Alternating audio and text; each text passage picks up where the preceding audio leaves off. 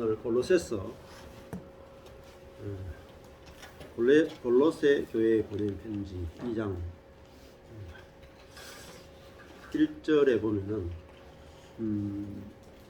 내가 너희와 라오디게아에 있는 자들과 무릇 내 육신의 얼굴을 보지 못한 자들을 위하여 어떻게 힘쓰는 것을 너희가 알기를 원한다. 왜 알기를 원하노니 하고 밑에 이제 보면은 이 기하점 성경은 빨간색 화살표를 아래쪽으로 되어 있어요. 그것은 그 원인과 이유를 설명해 주고 있거든요.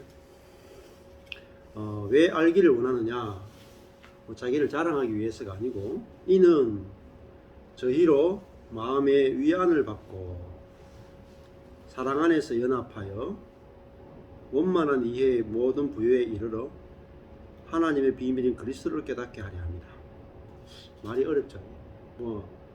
받고 연합하여 이르러 깨닫게 하려 합니다.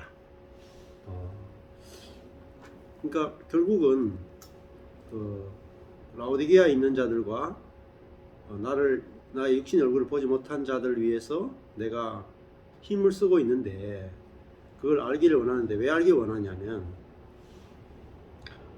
하나님의 비밀 그리스도를 깨닫게 하려 합니다. 그렇죠? 그러니까 우리도 바울이 이 골로새 교회 성도들과 라오디게아에 있는 사람들에게 왜 애쓰고 힘쓰는가?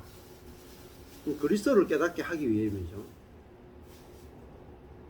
근데 이 사람 다 기독교인들이란 말입니다. 그죠? 기독교인들인데 그리스도를 다 알잖아요. 그죠? 근데 그리스도를 다 아는데 무슨 또 그리스도를 깨닫게 한다. 이런 말을 하냐 말입니다. 그 말은 우리는 지금 자꾸 예수를 믿고 나면 그 다음에 바로 율법을 들이대요. 하라 하지 말라, 11조 하라, 감사한금 하라, 감사하라, 사랑하라, 용서하라, 염려하지 말라, 하나님만 섬겨라, 미워하지 말라, 이런 것들은 다 율법이란 말입니다. 그 율법을 들이대면 안 되고 복음을 이야기를 해주는데, 그 복음이 뭐냐면 그리스도란 말입니다. 그리스도를 그냥 우리는 자꾸 그리스도를 믿기만 하면 된다, 또 그리스도께 기도하면 된다, 이렇게만 하는데 그리스도가 누구신지를 모르는 거예요. 예수가 어떤 분이고 이렇게 물어보면 별로 대답을 못해요. 그 그리스도를 깨닫게 하는 건데, 이 그리스도는 어떤 분이냐? 하나님의 미스테리온, 비밀이란 말이에요. 하나님의 비밀로서의 그리스도를 알아야 된다. 하나님의 비밀이니까 이거는 모든 사람에게 다 감추어진 것이죠. 비밀. 이 비밀이니까 알 수 없는 거잖아. 요한계시록에 가면 그 두루마리가 있는데, 그 두루마리가 인봉이 되어 있어가지고 안에 뭐가 써야 되는지 모르잖아요. 그 역사에 대한 정확한 해석을 해주는 두루마리인데, 그걸 누가 떼느냐? 어린 양이 와서 그 인봉을 뗀단 말이에요. 그러니까 두루마리는 뭐냐면 비밀이다, 미스테리온, 비밀이거든요. 그 하나님의 경륜의 비밀, 하나님의 주권의 비밀, 그건 그리스도라. 근데 그리스도만이 그 두루마리를 떼가지고 그 안에 있는 걸 볼 수 있고 보여줄 수 있던 거죠. 그러니까 하나님이 인간을 구원하고 구원하는 비밀이 그 그리스도에게 다 들어있단 말입니다. 우리가 그리스도를 모르면은 성경 두루마리를 해석할 수 없어요. 근데 그리스도를 알 때 성경이 다 해석이 되어지고, 하나님이 왜 이런 일을 하시는지 다 이해가 되어지고, 그렇죠. 근데 이 그리스도가 어떤 그리스도냐 하면은 저 앞에 이제 26절에 비밀이 나왔죠. 이 비밀은 만세와 만대로부터 오므로 감추어져 있었던 것인데 이제는 신약 시대에 와서 그의 성도들에게 판례로 계시되어졌다는 겁니다. 이게 나타났다는 말은 계시되어졌다는 거죠. 하나님이 그들로 하여금 성도들로 하여금 이 비밀의 영광이 이방인 안에서 얼마나 풍성한지를 알게 하려 하십니다. 그러니까 이 그리스도가 얼마나 풍성한가 하는 것은 다른 말하면요, 결핍이 사라진다는 거예요. 결핍이 뭐냐면, 결핍이라 하는 것은 원래 하나님과 사람이 연합되면 결핍이 없어져요. 그러니까 뭐가 결핍이겠어요? 지혜의 결핍, 능력의 결핍, 자원의 결핍이 뭘 만들어내냐면 악과 고난을 만들어냈단 말입니다. 근데 자원이 풍성하면 악도 없어지고 고난도 사라지죠. 그러니까 이 그리스도를 알 때 이방인 안에서 얼마나 풍성하다 하는 거예요. 풍성하면 악과 고난이 없어져요. 그러니까 지혜가 풍성하다 그러면은 문제가 없어지죠.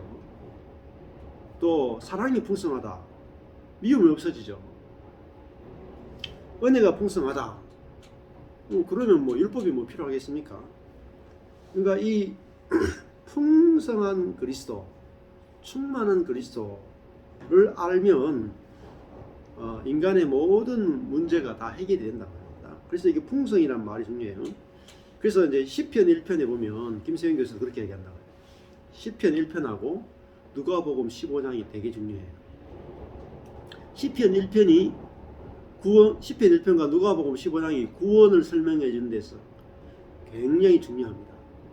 시편 1편에 시냇가에 심은 나무가 나오죠. 그러니까 그 시냇가에 심은 나무는 시냇가에 절대 의존하잖아요. 그래서 시냇가에 심은 나무는 시냇물과 탁 의존되어 있으니까 풍성한 열매가 맺히죠. 근데 나무가 시냇가를 떠나면 즉시 그 물의 결핍이 온다. 생명의 결핍이 온다. 근데 결핍 때문에 나무가 마르고 벌레가 먹고 열매가 안 생기는 거죠. 그러니까 나무가 자기 스스로 자기의 자원으로 어떻게 하느냐가 전혀 중요하지 않습니다. 나무 자기 속에 있는 그 영양분을 가지고 어떻게 끌어내고 그걸 확장하느냐가 중요한 게 아니고, 그 시냇가에만 가면 그냥 풍성해져요. 풍성해지면 병도 없어지고 결핍도 없어지고 메마름도 없어지고 풍성해지죠. 그래서 하나님을 떠난 인간은 자기 자원의 결핍을 어떻게 해결하냐면 겨우살이라고 아세요? 겨우살이가 이제 그 나무에 기생하는 거, 그죠? 그 나무 이렇게 보면은 저 나무 꼭대기에 보면은 다른 나무에게 딱 들어붙어 가지고 다른 나무의 양분을 빨아당기면서 기생하는 거, 그 겨우살이라고. 예, 근데 그게 약성이 그리 좋다 그러잖아요. 그래가지고 한약계도 잘 팔려요. 그것처럼 하나님과 떨어져서 자기의 생각의 자원, 자기의 감정의 자원, 자기의 의지의 자원으로 사는 사람은 다른 사람의 것들을 착취하게 돼 있어요. 그것으로만 자기 결핍의 문제를 해결하기 때문에 수많은 악과 고난의 문제가 발생이 돼요. 자, 그런데 이 그리스도를 알게 되면 풍성해지니까, 지혜가 풍성해지고 능력이 풍성해지고 사랑이 풍성해지니까 다른 사람을 착취할 필요도 없고 풍성해지는 거죠. 자, 이 비밀은 뭐냐? 너희 안에 계신 그리스도니 영광스러운 소망이다. 자, 어떤 그리스도냐? 너희 안에 계신 그리스도라고 했죠. 자, 근데 이 우리 안에 계신 그리스도가 뭐죠? 하나님의 비밀이다. 이 하나님의 비밀은 그냥 그리스도가 아니고 우리 안에 계신 그리스도. 근데 이 우리 안에 계신 그리스도를 저도 신앙생활 하면서 초등학교 3학년 때부터 시작해서 40대 초반까지 내 안에 계신 그리스도를 제대로 듣지를 못했어요. 전부 다 하늘에 계신 그리스도만 이야기하지 내 안에 내주하고 계신 그리스도를 듣지 못했는 거예요. 그러니까 하늘에 계신 그리스도를 내가 기도하고 내가 찾아가고 내가 생각하고 내가 간구해서 그분으로부터 기도 응답을 받는 그런 대상으로서의 그리스도, 내 밖에 있는 전능하신 그리스도만 찾았단 말입니다. 그러니까 물론 이제 하나님으로부터 공급을 받고야 하죠. 그런데 그분이 내 안에 있는 걸 몰랐단 말이에요. 내 안에. 그러니까 내 안에 계시니까 간구할 필요가 사실 없는 거예요. 그분이 나의 생명이 되버립니다. 그냥 나를 내어드리기만 하면 돼요. 나를 내어드리기만.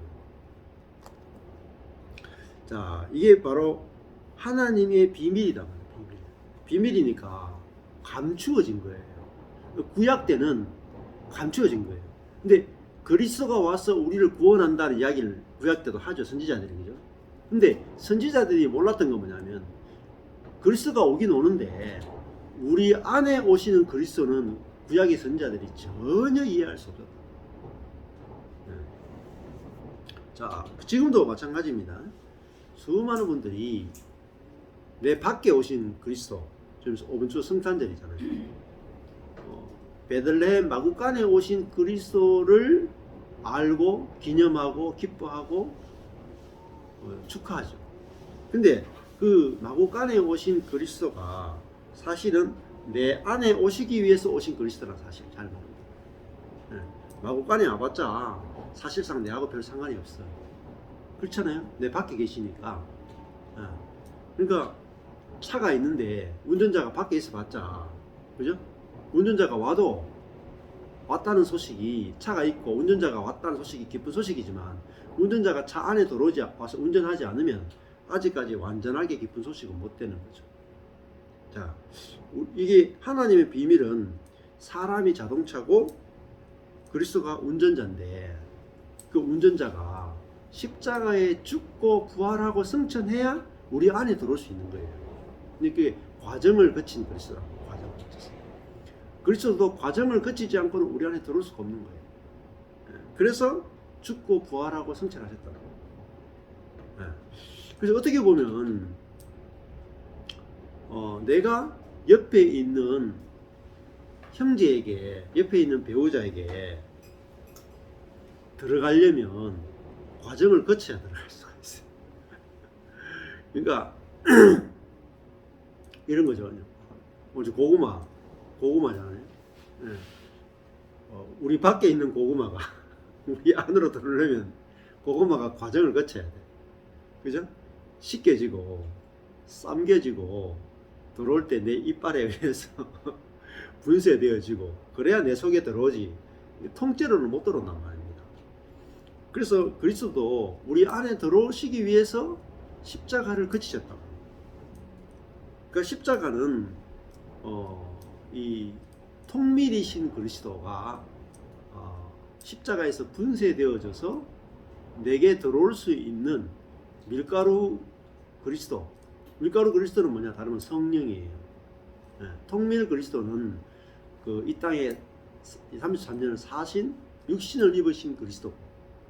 그래서 성령으로 죽고 부활하고 승천해서 당신의 영을 우리 가운데 보내셔야 영으로만 우리 안에 들어올 수 있단 말입니다. 자, 그래서 그게 뭐냐? 하나님의 비밀이다. 우리 안에 계신 그리스도. 자, 그러면 우리 안에 그리스도가 우리 안에 들어왔다는 걸 뭐겠어요? 하나님의 생명과 하나님의 본성이 우리 안에 들어왔다는 말이에요. 그러면은 하나님의 생명과 하나님의 본성이 우리 안에 들어왔으면 우리가 뭐로 살아야 되겠어요? 하나님의 생명과 하나님의 본성으로 살아야 그게 풍성해지는 거예요. 결핍이 없습니다. 하나님의 생명은 다른 말 하면요, 하나님의 지혜이고 하나님의 능력이고 하나님의 자원이란 말이에요. 그러니까 우리가 이번 주에 말씀드렸잖아요. 하나님을 위해서 살되 하나님을 위해서 하나님을 위해 살려면 by God, 하나님에 의해서 살아야 하나님을 위해서 살 수 있어요. 그러니까 내가 하나님의 생명에 의해서 살아야 하나님을 위해 사는 거지, 내 생명에 의해서 사는 것, by me, 나에 의해서 사는 것은 하나님을 위해서 살 수가 없습니다. 왜냐하면 나에 의해서 사는 것은 내가 하나님을 표현할 수가 없단 말이에요. 그래서 하나님을 믿을 수 있는 분은 그리스도밖에 없다, 이렇게 변해요. 스티븐 맥베이가 하나님을 믿을 수 있는 것은, 사람은 하나님을 믿을 수 없고 오직 그리스도만 하나님을 믿을 수 있다.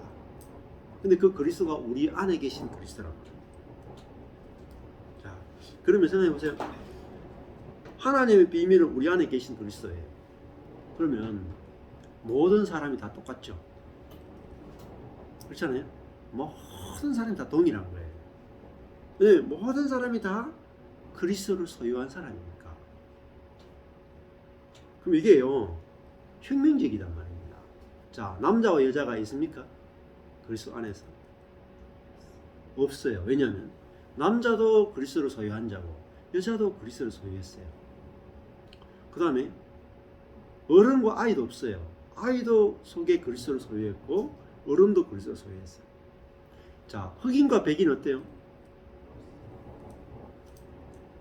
근데 미국에서 흑인과 백인이 다르다고 생각해서 수십 년 동안 흑인은 사람이 아니다 생각해서 노예로 부렸죠.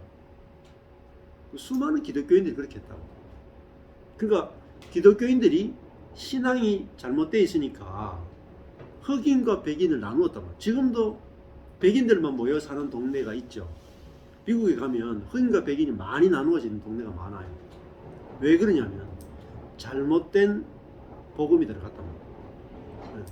왜냐하면 by me, 나에 의해서 내가 하나님을 섬기면, 내가 하나님을 어느 정도 섬기느냐 하고 저 사람이 하나님을 어느 정도 섬기느냐에 따라서 분리가 돼버려요. 같아질 수가 없어. 근데 그리스도로 말미암아, 성령으로 말미암아 하나님을 섬기게 되면 흑인과 백인이 없어지는 거예요. 그러고 목회자와 평신도도 없어져요. 경계가 없어진다고. 근데 이게 대단히 중요한 거란 말입니다. 이게 돼야 복음이 증거돼요. 세상과 완전히 다르단 말이에요. 자, 생각해 보세요. 그러면 부자냐 가난한 자냐 이것도 없어진단 말입니다. 근데 내가 주님을 섬기면 부자인 내가 주님을 섬기는 거하고 저 가난뱅이가 주님을 섬기는 건 달라지거든요. 자, 내가 주님을 섬기면 선교에 목숨을 건 나하고 선교에 전혀 관심이 없는 저 사람하고 분리가 이루어진단 말이에요. 그래서 왜 자아를 처리했느냐? 자아가 주님을 섬기는 거라면 절대로 우리가 하나가 못 돼요. 그래서 복음에서 가장 중요한 것 중에 하나가 남자와 여자가 없고 다 하나라는 거예요. 이것이 복음의 놀라운 거죠. 주인과 종이 없다. 복음, 옛날에 예수님의 제자들과 예루살렘 교회, 초대교회는 분명히 노예 제도가 있었잖아요. 로마 제국만 해도 바울은 다소 출생이고 로마 시민권을 가진 사람이었어요. 근데 교회에 들어오는 많은 사람들은 자유인 시민이 아니라 노예였거든요. 그러면은 자유인과 노예는 분명히 계급적으로 엄청난 차이가 났단 말입니다. 그런데 교회 안에 들어오니까 자유인도 없고 노예도 없는 거예요. 근데 그거를 야, 우리 교회는 자유인과 노예가 없습니다, 이렇게 법으로 정한 게 아니다 말이에요. 그들이 그리스도 안에 있는 생명으로 사라지니까 안 중요한 거예요. 노예냐 자유인이냐가 전혀 중요하지 않은 거라. 그러니까 저절로 안 하는 거죠. 부자냐 가난한 자가 전혀 안 중요한 거예요. 왜? 그리스도의 생명으로 사니까 그 생명이 영광이고 그것이 소망이고 그것이 전부니까 사회에서 세상에서 만들어 놓은 모든 선악의 지식이 다 무너지는 거예요. 자, 선악의 지식이 뭡니까? 누가 선하고 악하다, 누가 잘나고 못났다. 그 선악과를 먹어서 만들어진 게 뭡니까? 바벨탑이잖아요. 바벨탑. 그래서 창세기 때부터 바벨탑을 하나님께서 무너뜨리셨죠. 근데 다시 바벨탑이 뭐가 되냐면 바벨론이 된단 말이에요. 거대한 바벨론 제국. 그 바벨론이 뭐가 되냐? 이건 페르시아 제국, 헬라 제국, 로마 제국, 지금도 뭐 영국 대영 제국, 그죠? 대일본 제국, 뭐 미 제국주의, 소련 연방공화국, 다 그거잖아요. 전부 다 뭐예요? 다 자기를 자랑하는 거예요. 다 아담이다 말이에요. 아담은 무조건 계급을 만들어내. 근데 그 결국은 아담은 다른 말로 하면 자아란 말입니다. 자아는 하나님을 섬기면서도 계급을 만든다. 예수님의 제자들이 3년 반 동안 예수님을 따라다니면서 그들이 했던 게 뭐냐? 계급 만들기. 누가 높으냐 놀이를 했단 말이에요. 마지막에 다 드러났어요. 예수님이 십자가 갈 때 그들 속에 남아있던 게 뭐냐? 누가 높으냐 밖에 없었어요. 자, 그것은 자기들의 열심과 자기들의 경건으로 주님을 따랐거든요. 그러니까 예수님을 위해 살지만 자기 자신에 의해서 예수님을 위해 사는 거예요. 그러면은 예수님을 위해 사는 것이 무효가 돼요. 예수님을 섬기는 것이 자기를 높이기 위해 섬기는 거예요. 그러면 옆에 사람하고 분리가 되는 거라. 그래서 야고보와 요한의 어머니가 예수님을 찾아오죠. 찾아와서 내 아들이 당신이 메시아가 될 때, 메시아로 왕으로 등극할 때 좌우편에 앉게 해달라 하면서 이제 뇌물을 내민단 말입니다. 그게 뭐냐면, 우리도 내가 성령으로 우리 안에 계신 그리스도로 살지 않는 모든 것들은요, 높아지기 위해서 하는 겁니다. 개척교회를 하고, 교회를 개척하고, 전도를 하고, 예배를 드리고, 금식을 하고, 성경을 가르치고, 정말 하나님을 너무너무 사랑하는데 나의 자원으로 하면요, 결국은요, 내가 높아지기 위해서 하는 거예요. 속일 수가 없어요. 그래서 뭐 평신도들도 마찬가지예요. 열심히 선교하고 기도하고 금식하고 헌금하고 목사님을 섬기고 해도 내 자원으로 하면 나를 높이기 위해서 하는 거예요. 그거는 뭐 어쩔 수가 없어요. 그래서 이 골로새서가 뭘 이야기하냐면은, 지금 이제 2장에 오면은 우리가 율법으로 또 육으로 하나님을 섬기느냐 아니면은 그리스도로 하나님을 섬기느냐, 이걸 가지고 아주 선명하게 우리 이걸 가르쳐 주고 있단 말입니다. 자, 그래서 지난번에도 1장 28절에, 골로새서 1장 28절에 우리가 우리 안에 계신 그리스도를 전파하여 각 사람을 권하고 모든 지혜 안에서 각 사람을 가르치는 것은 각 사람을 그리스도 안에서 온전한 자로 세우려 합니다. 자, 이 그리스도 안에서만, 그리스도와 연합되어서만 우리가 온전한 자로 세워진단 말이에요. 그리스도 없이 우리의 자원으로는 온전한 자가 못 된단 말이에요. 29절에 자, 그러면은 이 골로새 성도들과 라오디게아에 있는 자들을 그리스도 안에서 완전한 자로 세우려면 바울 자신부터가 먼저 바뀌어야 돼요. 29절, 바울이 이 골로새 성도를 그리스도 안에서 완전한 자로 세우기 위해서 자신도 어떻게 하냐면 내 속에서 능력으로 역사하는 그러니까 내 속에 있는 그리스도의 에네르게이아 역사를 따라서, 그러니까 내 안에 계신 그리스도의 통치 아래에서 내가 힘을 다하여 수고한다. 자기 능력으로 일하지 않는단 말입니다. 내 속에 역사하시는 분의 능력을 따라서 내가 일한다. 그래야 어떻게 되느냐? 골로새 성도들이 그리스도 안에서 완전한 자로 세워지는 거예요.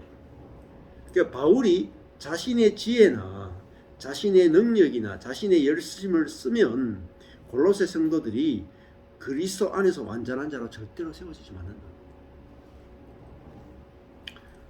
그래서 저도 제 속에서 능력으로 역사하는 이 역사를 따라 설교하거나 성경 공부를 하지 않으면 저를 만나는 분들이 그리스도 안에서 완전한 자로 세워질 수 없다. 그냥 성경 가르친다고, 그냥 복음을 가르친다고 여러분들이 그리스도 안에서 완전한 자로 세워질 수가 없어요. 그러니까 섬기는 자는, 봉사하는 자는 성령으로 봉사해야 받는 자가 성령을 받습니다. 가르치는 자가 육으로 봉사하면 받는 자는 육으로 받을 수밖에 없어요. 그래서 바울이 28절, 29절이 양쪽 다 중요하다는 것들을 지난번에 제가 충분히 설명을 드렸습니다. 그래서 골로새 2장 2절에 다시 오면은 이는 저희로 마음의 위안을 받고,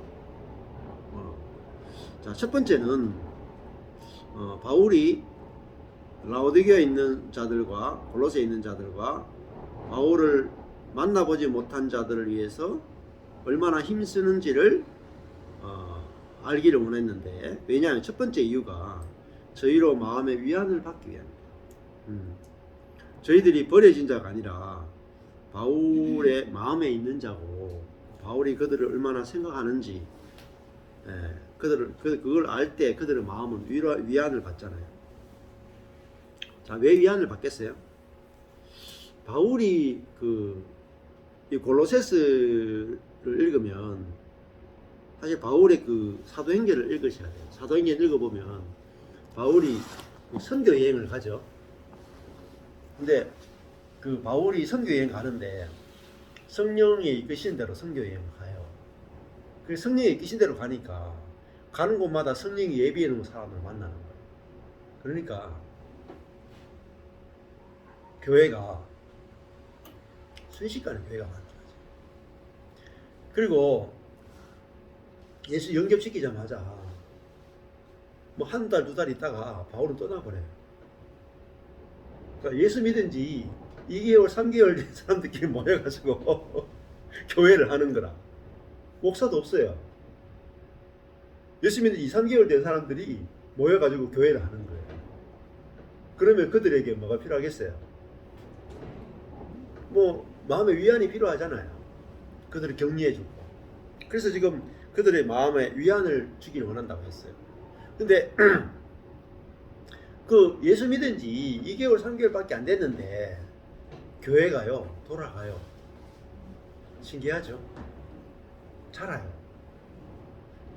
그러면은 어떻게 예수 믿은 지 2개월, 3개월밖에 안 됐는데 그들이 모여가지고 신앙이 자라고 성숙해지고 예수 믿는 사람으로 사는데 별로 그런 문제가 없느냐.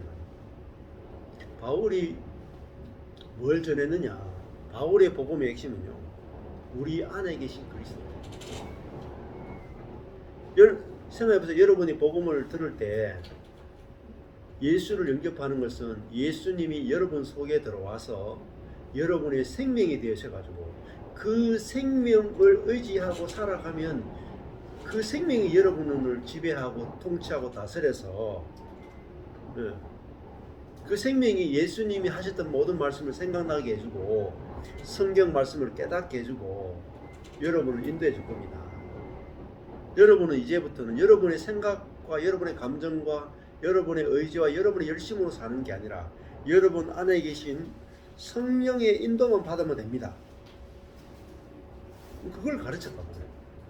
그러니까 그들이 받을 때부터 성령을 받는 것이 곧 구원을 받는 것이고 그 성령을 받아서 사는 것이 곧 구원의 생활이고 그것이 그리스도인의 삶에서 유일한 율법이에요. 유일한 법이에요. 성령으로 살아라. 이게 유일한 법이라.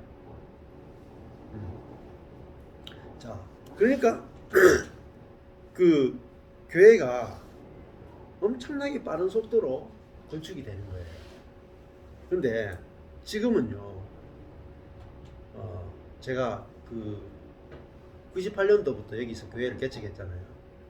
근데 야, 개척교회 하나 하는데 인생 다 가네. 속도가 너무 느린 거예요. 속도가.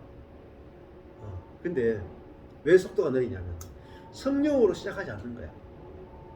육으로 시작하는 거예요. 예수를 영접하고 어떻게 사느냐? 성경 읽고 기도하고 주일 예배 참석하고 헌금 생활하고 다 율법이잖아요. 예수 믿고 나서 율법 생활을 가르치니까 육으로 살게 가르치는 거예요. 그러면 성령으로 사는 삶에 대해서는 들어보지도 못했고 성령으로 사는 걸 배우는데 10년 넘게 걸린다. 하다 안 돼가 깨질 때 성령으로 사는 것에 대해서 빛이 온다. 그러니까 시간이 너무 오래 걸리는 거예요. 그래서 처음부터 이 복음의 비밀은 뭐냐면 우리 안에 계신 그리스도로 사는 거예요. 그리스도를 내가 영접한다는 것은 그리스도가 내 안에 들어오시는 거죠. 그럼 어떻게 그리스도는 어떻게 사느냐? 우리 안에 계신 그리스도의 인도를 받아 사는 거라. 뭐 우리에게 당연히 그리스도가 나타날 거 아니에요. 그러면 이전과 다른 삶이 펼쳐진다. 사람이 완전히 달라진다. 노력이 필요한 게 아니라 그리스도를 의지하는 게 필요한 거죠. 자, 그래서 2장 2절에 내가 너희를 위해서 힘쓰는 것을 알기 원하는 것은 너희가 마음의 위안을 받기 위함이다. 왜냐면 이들이 아직 예수 믿은 지 뭐 해봤자 뭐 1년 2년 이렇게밖에 안 돼요. 아주 어린 상태라고. 그래서 그들에게 마음의 위안을 주기 위함이고, 두 번째는 사랑 안에서 연합하여 원만한 이해의 모든 부요에 이르기 위함이다. 말이 좀 연결되죠. 자, 이 첫 번째가 마음의 위안을 받기 위함이고, 두 번째는 연합하도록 하기 위함이다. 연합하기. 근데 연합하려면은 어느 안에서만 연합이 가능하냐면 사랑 안에서만 연합이 가능하죠. 자, 그래서 여기서부터 제일 중요한 게 연합이잖아. 연합. 그러니까 처음부터 연합을 배워야 돼요. 사랑 안에서 연합하는 거. 근데 연합하려면 율법 안에서는 연합이 안 돼요. 사랑 안에서만 연합이 돼요. 하나님과 연합이고 형제 자매와의 연합이잖아. 자, 그러니까 신앙생활이라는 게 뭐냐? 형제와의 연합이에요.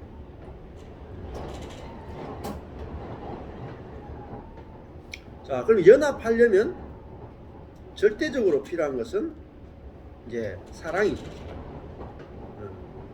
자, 연합해야 머리에 모든 생기가 온몸에 다 골고루 흐르는 거예요.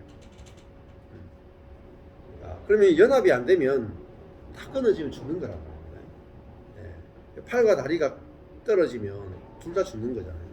근데 연합하면 그 안에 영양분이 흐르고 생명이 흐르기 때문에 함께 사는 거죠. 그래서 이 교회는 뭐냐? 연합의 삶이라고. 자, 이 연합을 깨뜨리는 게 뭐냐? 선악을 아는 지식이잖아요. 자, 그래서 이 세 번째가 보면은 원만한 이해라고 되어 있죠. 원만한 이해. 이거는 원만한이 플레로포리아예요. 충만한. 아까 전에 앞에 했었죠. 예. 그 27절에 어떻게 풍성한 것을 할 때 이게 플루토스예요. 부유함이거든요. 여기 그것도 플루토스나 플레로포리아나 비슷한 개념이다. 풍성한 충만한 이해, 이게 통찰이에요. 완전한 이해. 예. 완전한 이해는 뭐예요?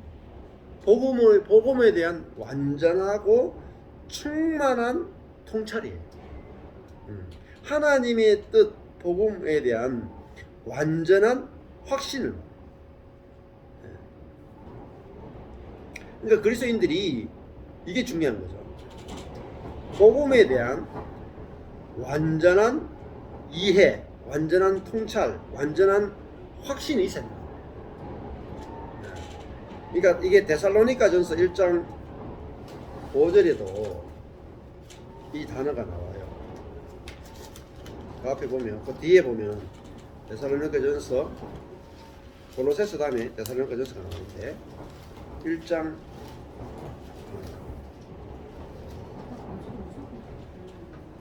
5절에 가보면은 이는 우리 복음이 말로만 너희에게 이른 것이 아니라 오직 능력과 성령과 큰 확신으로 너희 된 것이니 우리가 너희 가운데서 너희를 위하여 어떠한 사람이 된 것은 너희 아는 바와 같으니라.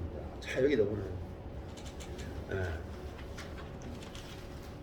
데살로니가에 가서 바울이 복음을 전할 때에 어떻게 전했을까요? 우리가 너희 안에서 너희를 위하여 어떠한 사람이 됐을 것 같아요? 약두심떨이라니까요. 약하고 두려워하고 심히 떨었다. 그 말은 자기 것을 내놓지 않았다는 말이에요. 사도 바울의 자기의 지혜나 자기의 믿음이나 자기의 선함이나 자기의 능력을 내놓지 않았다면 오히려 자기 자신의 것은 약하고 두려워하고 떠는 것, 그걸 내놓으니까 복음이 데살로니가의 사람들에게 이르렀잖아요.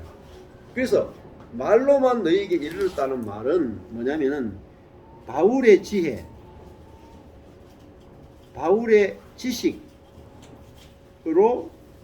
복음을 전하지 않았다는 뜻이에요. 그러니까 바울이 고린도에 복음을 전하는 것처럼 데살로니가에 복음을 전할 때 다른 말하면 내가 복음을 전할 수가 없는 거예요. 바울이라도 자기가 복음을 전할 수 없는 거예요. 그러니까 나로서는 복음을 전할 수 없다. 이 사람들을 복음을 이해는 시킬 수 있고 영접까지 시킬 수도 있을지도 모르겠어요. 그런데 능력과 성령과 큰 확신으로는 상대방에게 복음을 받아들이게 할 수가 없는 거예요. 그래서 복음이 상대방에게 능력과 성령과 큰 확신으로 복음이 전달되려면 바울이 자기가 전하면 안 되고 자기 안에 있는 그리스도로 전해야 된단 말이에요. 그러면 바울은 약하면 돼요. 약하고 두려워하고 심히 됐다 하니까 그러면 나는 할 수 없습니다. 내 안에 계신 그리스도가 하셔야 됩니다. 하고 자기를 내어드리는 거예요. 그래서 우리가 너희 안에서 어떠한 사람이 된 것은 너희가 아는 바와 같다. 그 바울은 자기들의 연약함을 이 데살로니가 성도들 앞에 내어놨단 말이에요. 왜 내어놨겠어요? 자기들의 연약함을 내놓는 것이 데살로니가 성도들을 위하여 좋은 거란 말이에요.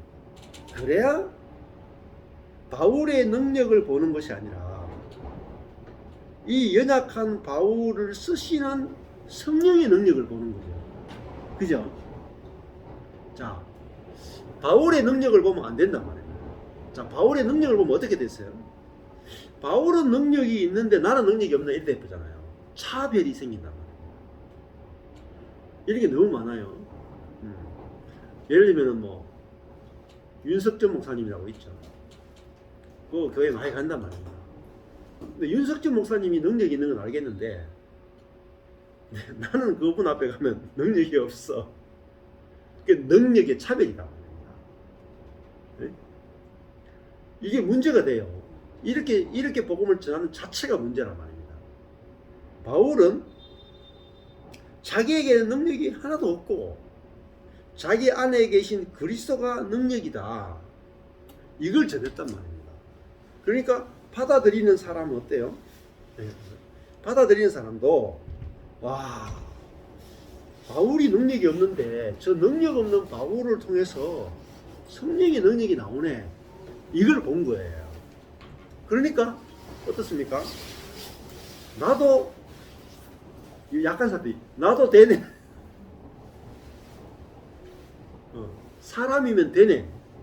연약한 사람이면 되네. 왜? 연약한 사람을 통해서 성령의 지혜가 나오고 성령의 능력이 나오니까요. 그걸 보여준 거예요. 자, 이게 데살로니가전서 1장 5절이나 고린도전서에 나오는 거랑 다 같은 맥락이라는 것을. 그래서 복음은 전도가 이루어질 때는 반드시 성령으로 복음이 증거돼야 돼요. 예. 능력으로, 성령의 능력으로 복음이 증거돼야 돼요. 그리고 그 성령으로 증거될 때는요, 큰 확신으로 확신이 온다. 성령이 그 사람 속에서 일하시니까 복음이 확신이 생겨버립니다. 그러니까 이 복음 전도가 얼마나 지금 왜곡되어 있냐는 거예요. 예를 들면 이런 거죠. 군대 가잖아요. 군대. 한국 그 춘천에 가도 그렇고 군대 애들이 그 훈련병으로 들어오잖아요. 그러면 이제 초코파이를 주면서 이제 애들을 교회 오라 그래. 그리고 이제 간단하게 예수 천당 불신 지옥을 이야기하고 예수 믿으면 천당에 간다 이야기하고 예수님 믿으면 예수님께 기도하면 예수님 당신의 기도를 들어주신다. 그러면서 이제 예수 영접하라고 이야기하는 거예요. 그럼 애들이 그냥 생각해보고 그냥 대충 영접을 해. 그리고 막 수백 명 한꺼번에 다 앉혀놓고 수백 명 한꺼번에 다 세례를 줘. 그리고 여러분들은 다 예수님 믿었고 이제 구원 받았습니다. 그렇으니까 지금부터는 여러분들이 예수 믿었으니까 여러분들 기도 생활하시고 말씀 생활하시고 주일 성수하시고 이렇게 이제 가르친다. 그러니까 복음 자체가 능력으로 증거된 것도 아니고 성령으로 증거된 것도 아니고 큰 확신으로 증거된 것도 아니다. 그래 놓고 나면 그 다음에 후유증이 생긴다. 내가 그러면 구원 받았습니까? 그 문제부터 생기는 거야. 확신이 별로 없는데 성령 체험도 없는데 다 자기로 사는데 예수 믿지만 내 자신으로 살아. 내 자신으로 수십 년을 살아. 그 상태에서 성경에 대해서 궁금한 걸 질문하고 그 상태에서 뭐 신학을 하고 그 상태에서 뭘 아무래도 다 혼란 그 자체에 혼란.